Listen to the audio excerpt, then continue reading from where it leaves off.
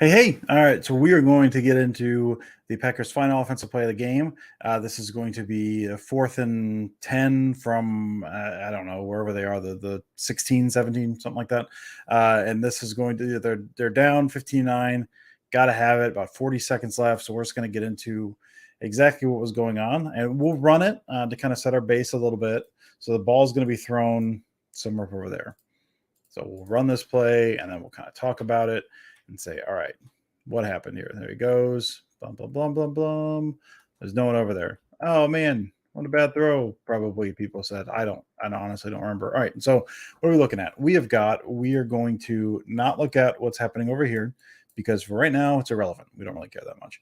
Again, 4th and 10, they're 11 personnel with A.J. Dillon split out wide. So that's your running back and Tunyon as the inline tight end. So that's your 11 personnel. So that's 1-1, and then 3 wide receivers. And what they're going to be running, the Lions are in a split safety look. They're going to be running smash fade, which is something they ran a whole bunch of, I think 5 or 6 reps of this past week after not running it. They're rarely running it, I guess. They ran it the previous week. Something that Packers Pat Rogers and Devontae made a living off of, and the Packers not be able to find their footing with this year. But what they're going to do, get this kind of hitch from the outside, and we'll talk about the depth of that in a minute. And then this is going to fade up over the top. And then this right here, Toure is going to kind of bend to the middle. So you get this, a lot of times they do it mirrored where they do it both on either sides. And then the guy who is not running, so you would have, and they're not doing it, but under a mirrored look, you'd have the same thing over here. And then the odd receiver, the receiver who's not running that to the inside of whatever overloaded side, is going to be running up the middle. Kind of cut that across the face of a safety if it's single high, but against 2 high, cut that up the middle. I've seen some big plays out of that. So we're going to focus on these two here. Now, A.J. Dillon's goal, his role, is to run that hitch. Now, a lot of times on smash fade, you run that a little shallower, kind of cut that there. But since your entire job, they don't throw this a whole lot. And especially here, they're not going to because these run at the sticks. So you got a couple different things. You want to threaten the sticks, but what you really want to do is you want to keep the deep portion of the field clean and run out of real estate up there. And so you need to threaten this guy here and make sure he doesn't drop back. Now, if he drops back, you throw the hitch. And at this point, you got to run that deep enough, or if you need to. So the depth of this route here, this needs to be deep enough to threaten this guy here, to keep him home, but also deep enough that if he fades, you can throw the hitch and still have enough for the first down. So that's the main thing. Eat up space, threaten him, keep him home. If not, enough where you can get it. So you're trying to keep that guy home because then you're running a fade up over the top. That's the target. That's what you're trying to do here. And you're trying to, he's split in the middle here, but he's also wanting to tie up this safety here. So the entire goal is you want to throw this fade route on smash fade concept. You've got this guy pressed up at the line, trying to disrupt him a little bit. And we'll certainly talk about this. But that's what you're trying to do. Get that, remove the boundary corner, and then and so he can't drop underneath. Get the throw up over the top, up to the sideline, to that fade receiver. That's what we're looking at. So what happens? Well, that's what happens to a lot of these guys. Bodied, throwing a little within 5 yards. There's nothing bad about this. He grabs him a little, but whatever. They're hand fighting.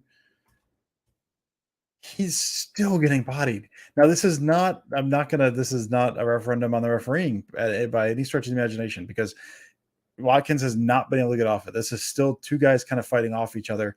Really, Watkins should be disengaged by now. He just can't get off the jam.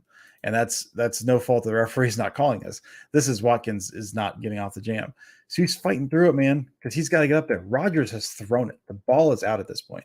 Again, the ball is going up over here. A.J. Dillon, done his job. Good job. Yeah, great job, A.J. Dillon. The ball's up over here because that's the timing of it. That has to be thrown up over there. Watkins cannot get off the jam. So instead of releasing and trying to get up, I'm going to take this inside release there. Now, this is all, we'll say, this is all my take. This is my take based on the movement, based on what I've seen, based on the way I have seen the Packers run this. I don't know, 50 times over the past couple years, 50 plus times over the past couple years. So based on what I'm seeing, this for all the world looks like smash fade to me and looks like Sammy Watkins. So it's possible maybe Sammy Watkins ran the right route here. Maybe he's supposed to get tied up and then run a slant. Maybe he wasn't supposed to get tied up because that's being a little whatever. Maybe he was supposed to cut up and run kind of a post here and open up this here, and then you're trying to get this guy up top. Maybe that's the real thing here. But based on where the throw goes and based on the movement, the alignment, based on all this certainly looks to me like smash fade with Sammy Watkins unable to get off a jam and then just saying, well, I'm just going to run. I can't get to the outside, so I'm going to run inside and hope Rodgers sees this. He doesn't. Even if he does, window's thin, ball's already out because this guy's kind of breaking over anyway. You don't have a whole lot of room there. So there's not really any separation there anyway. Again, ball falls incomplete. We'll watch the route one more time now that we kind of know, because it looks like what he's trying to do. He's trying to do this kind of inside out release, step, and then fade up. But he never gets off it, man. He never has a chance. Steps, he kind of steps up, gets tied up, tries to get to the outside, tries to muscle his way to the outside, can't get there, and eventually just breaks inside. And it's incomplete. So that to me, again, I don't know what the play call is, any of that stuff, but based on all the times I've seen this, and Rodgers gets a little finicky, man. Like he sees this guy coming in.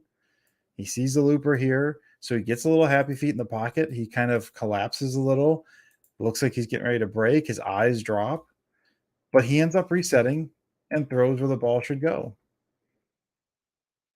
And no one's there because Watkins can't get off the jam. And instead of running that fade route, he cuts to the inside. Again, could be wrong based on what I'm seeing. I don't think I am. This looks like just either miscommunication or Sammy Watkins unable to get off that jam and saying, if I cut late inside, Rodgers will see me. I'll make this adjustment. I can get there, but the ball's already out of the hand. So just not pretty. So I don't know. You're welcome, I guess, for going over this. That's something I kind of wanted to look at a little bit more because I was curious. So you had to do it with me as well. So yeah, you're welcome. All right. Thanks, guys. I'll talk to you later.